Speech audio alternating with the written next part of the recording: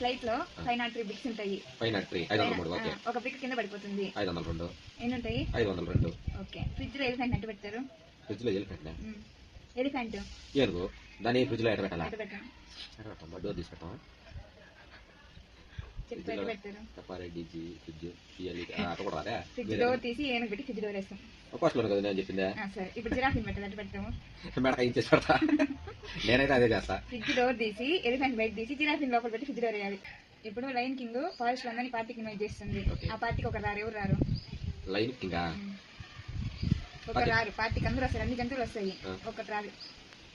Line అంటే దానికి జంక తినేస్తాడు కాబట్టి కాదు. ఇందాక జిరాఫీ ఫ్రిడ్జ్ లో పెట్టిందా? ఓడమ్మా జీవితం. అప్పుడు ఏనుగా నేను బయట తీరేది కదా. తీసే కదా ఏనుగు తీసే మరి జిరాఫీ చెప్పినారు కదా. సరే ఇప్పుడు ఒక పాప ఒక వాటర్ లాగుతుంది అనుకో అనుకో. దాన్ని దాటాలి.